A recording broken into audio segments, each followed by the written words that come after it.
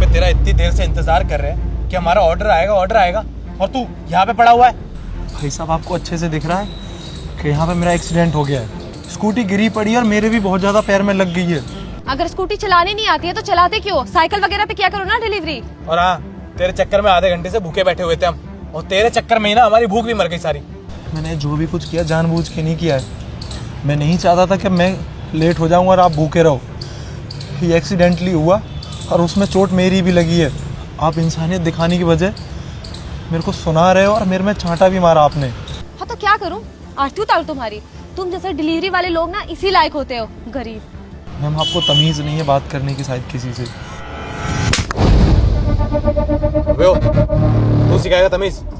तेरे जैसे लोगों को ना बहुत अच्छे से जानता हूँ मैं। मुझे पता है ये जो तू ड्रामा कर रहा है ना इधर खड़े होके कि हाँ ड्रामा कर लेता हूँ, इन लोगों के आगे थोड़ा रोना धोना कर दूंगा कि भाई साहब पैर में लग गई है, बहुत दर्द हो रहा है, उसके बाद तो हमसे थोड़े से पैसों की भीख मांगेगा।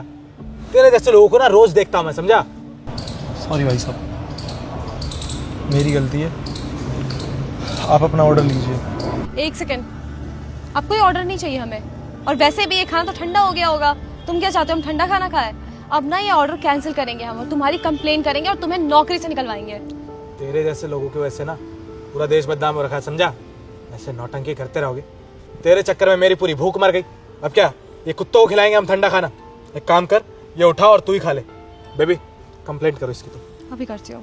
भाई साहब मैंने आपसे सॉरी भी बोला, मैंने अपना कोई रीज़न नहीं रखा। जो भी हुआ उसके लिए मुझे माफ़ कर दीजिए, बट कंप्लेंट मत कीजिए, मेरी जॉब पे बात आ जाएगी। मैं आपको आपका ऑर्डर दे तो रहा हूँ ना। क्या बोला? कंप्लेन? कंप्लेन तो तेरी होगी और तू नौकरी से भी निकलेगा। और सिर्फ इतना ही नहीं है, मैं जाके ये भी कंप्लेन करूंगी कि तुझमें बात करने की भी तमीज नहीं है। और किस तरह से बदतमीजी कर रहा था तू। अच्छा, मैं आपके साथ मिसबिहेव कर रहा था?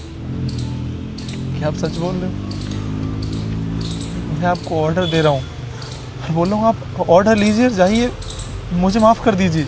और जबकि मेरा एक्सीडेंट हुआ है, मेरी चोट लगी है, आपको हेल्प करने की बजाय छोड़िए, आपसे कोई उम्मीद नहीं है मुझे। आप प्लीज़ आपने हम सबको समझाइए। आप तो एक लड़के हैं ना, आप लड़कों की मजबूरी जानते हैं। अगर मेरी ये जॉब चलेगी तो मेरे को बहुत दिक्कत होगी, प्लीज़। अबे ओ, क्या समझाऊँ मैम सबको मैं?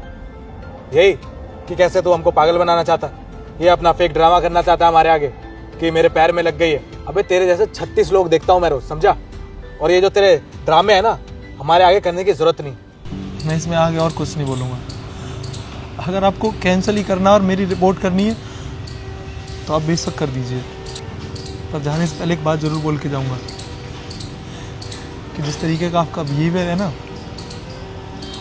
उससे कहीं ज़्यादा ख़राब मेरा था। आपको भी मैं स्विगी में काम करने वाला लग रहा हूँ, बट पहले ऐसा नहीं था। मैं भी ऐसे ही लड़का था जो पैसों के घमंड में रहता था। आज मेरा तीसरा दिन है इसमें काम करने का, अभी मेरी पेमेंट भी नहीं आई है। अभी कुछ टाइम पहले मेरे पापा एक्सपायर हो गए हैं। उनके जाने की वजह से मेरी दुनिया से ख़त्म हो गई है। घर में माँ है तो बहन है। माँ पूरा दिन रोती रहती है और बहनों का पूछो ही मत। एक लौता मैं हूँ घर को संभालने वाला। अच्छा खासा पहले पैसा था, सब कुछ था, सोचा था कभी कुछ नहीं करना पड़ेगा। तो पता मैं कौन से कॉलेज में पढ़ता हूँ? दिल्ली के टॉप कॉलेज में मेरा एडमिशन है। बट अब चीज़ें चेंज है। पापा के जाने के बाद सब कुछ ख़त्म सा हो गया, रिश्तेदार और लोग। इतना गंदा पहाड़ सा टूट गया है ना, क्या दुख दर्द दिखते ही नहीं है।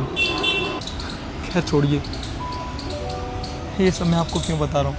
एक और बात, जो आपने मुझे थप्पड़ मारा ना, अगर यही थप्पड़ आपने कुछ टाइम पहले मारा होता तो इसका जवाब मैं बहुत अच्छे से देता आपको।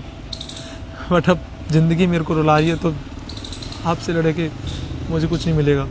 छोड़िए, मैं क्यों ही आपको कुछ बता रहा हूँ। आपने जो करना था वो कर लिया। मैं आपको आपका ऑर्डर दे रहा हूँ, आपको जो करना हो वो कर लेना। ये रहा आपका ऑर्डर। सॉरी, हमें नहीं पता था कि आप किस प्रॉब्लम से जूझ रहे हैं। और पापा का साया ना होना तो सबसे बड़ा दुर्भाग्य होता है। हम दोनों प्रॉमिस करते हैं कि आगे कभी किसी के साथ बदतमीजी नहीं करेंगे। सॉरी। एक और बात मैम साहब, सबकी ज़िंदगी ना सेम नहीं होती। अभी आपकी ज़िंदगी बहुत अच्छे से गुजर रही है, क्या पता सामने वाले पे खाना तक ना हो, तो सबको ऐसे बुरा नहीं बोलते। वक्त सबका बदलता है, आज तुम्हारा अच्छा है, कल क्या पता कैसा हो। बस यही बोलूँगा।